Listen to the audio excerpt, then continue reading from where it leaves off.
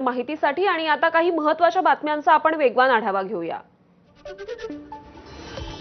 मुंबई पोलिसांची मनोज जरांगेंना आझाद मैदान खाली करण्याबाबत नोटीस। न्यायालयाच्या निर्देशानंतर नियमांचं उल्लंघन केल्याप्रकरणी ही नोटीस। लवकरात लवकर आझाद मैदान खाली करा या नोटीसमध्ये उल्लेख। आमच्याकडे कुठलीही नोटीस पोहोचलेली नाही, जरांगेंच्या कोअर कमिटीचे सदस्य चंद्रकांत भराट यांची प्रतिक्रिया। विनाकारण सरकारनं तसंच पोलिसांनी त्रास देऊ नये असंही भराट यांनी म्हटलंय।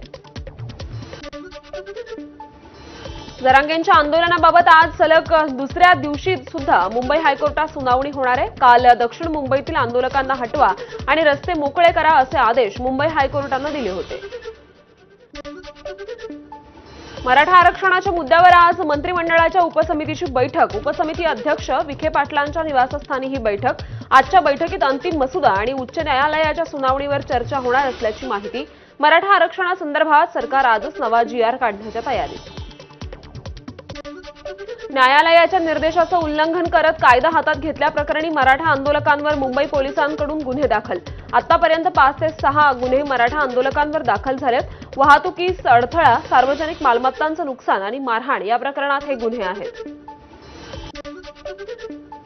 मराठा आंदोलक आणि बेस्ट बस प्रवाशांमध्ये झालेल्या मारहाणी प्रकरणी गुन्हा दाखल करण्यात आलाय। जुहू पोलीस ठाण्यात अज्ञातांविरोधात हा गुन्हा दाखल झालाय। मनोज जरांगे पाटील यांचं आंदोलन सुरू झाल्यापासून हा पहिला गुन्हा दाखल झालेला आहे। आझाद मैदानात मनोज जरांगेंच्या आंदोलनाचा आजचा 5वा दिवस आहे। यावेळी जरांगेंना भेटायला आलेल्या दिव्यांग कार्यकर्त्याला अश्रू अनावर झाल्याचं बघायला मिळालं।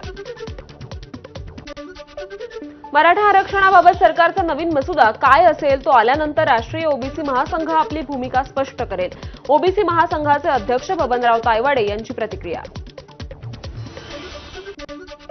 मुंबईत अनेक ठिकाणी हायकोर्टाच्या आदेशाचे बॅनर लागलेत। मुंबई उच्च न्यायालयानं काल नोंदवलेल्या आदेशासह बॅनर। कोर्टाच्या आदेशानंतर मराठा बांधवांकडूनही सहकार्य। आंदोलनस्थळी नवा मंडप आता उभारण्यात आलाय। 2.5 ते 3 हजार लोक थांबू शकतील एवढा मोठा हा मंडप आहे। सीएसएमटी परिसरात आंदोलकांची गर्दी कायम आहे। कोर्टाच्या निर्देशानंतरही सीएसएमटी परिसरात गर्दी कायम असल्याचं बघायला मिळतंय। आझाद मैदानात मराठा आंदोलकांकडून एक गोदाम तयार करण्यात आलंय। आंदोलनासाठी मोठ्या प्रमाणात खाद्यपदार्थ, जेवण, फळांची आणि अन्नाची नासाडी होऊ नये म्हणून गोदाम उभारण्यात आलेला आहे। मुंबईतून आंदोलकांच्या गाड्या काढण्यास आता सुरुवात झाली आहे। आझाद मैदान, सीएसएमटी येथील गाड्या काढण्यास सुरुवात झाली आहे। कोर्टाच्या निर्देशानंतर वाहतूक पोलिसांकडून कारवाई। मुंबईतील रस्ते हे कोर्टाच्या निर्देशानंतर मोकळे करण्यास मराठा बांधवांचं सहकार्य। हुतात्मा चौकातून पुढे जाणारा रस्ता आंदोलकांकडून मोकळा करण्यात आला। शिवाय पार्किंगमधील अनेक गाड्या वाशी आणि वाडी बंदर या ठिकाणी मार्गस्थ झाल्यात। ठाणे टोलनाका इथे पोलिसांची नाकाबंदी। कालप्रमाणेच आजही पोलीस मराठा आंदोलकांच्या गाड्यांची चौकशी करतायत। चौकशी केल्यानंतरच मुंबईत प्रवेश दिला जातोय। आझाद मैदान परिसरात यंत्रांच्या सहाय्याने स्वच्छता करण्यात आली आहे। मनपा घनकचरा व्यवस्थापन विभागाकडून स्वच्छता करण्यात आली।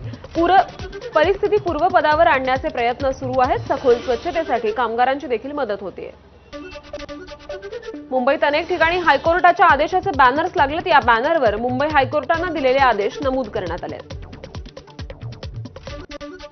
सीएसएमटी परिसरातील रस्ते मोकळे। मुंबई उच्च न्यायालयाच्या आदेशानंतर वाहनं आता काढण्यास सुरुवात झाली आहे। सीएसएमटी स्थानकावर मोठा पोलीस बंदोबस्त सध्या तैनात आहे। रेल्वे पोलीस आणि दंगल नियंत्रण पथकाची एक टीम स्थानकात तैनात आहे। मालेगावातून एक ट्रक किराणा मुंबईला रवाना झालाय। मराठा बांधवांसह सर्व धर्मियांकडून मदतीचा ओघ। आंदोलकांना महाराष्ट्र उपाशी राहू देणार नाही, मोर्चाची भूमिका।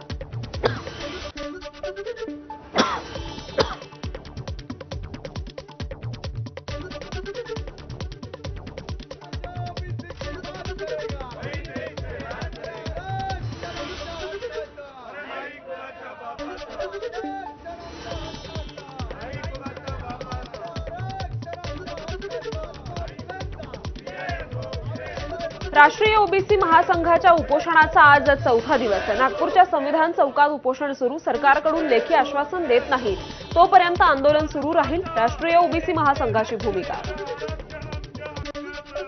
माजी मंत्री डॉक्टर बळीराम हिरे यांचे सुपुत्र आणि भाजप नेते प्रसाद हिरे यांच्यावर अनुसूचित जाती प्रतिबंधक कायद्यान्वये गुन्हा दाखल झालाय। हिरे यांनी वंचित बहुजन आघाडीच्या एकलव्य आघाडीचे किरण मगरे यांना मारहाण करत बंदुकीचा धाक दाखवून जातीवाचक आणि अश्लील भाषेत शिवीगाळ केल्याप्रकरणी हा गुन्हा दाखल झालाय।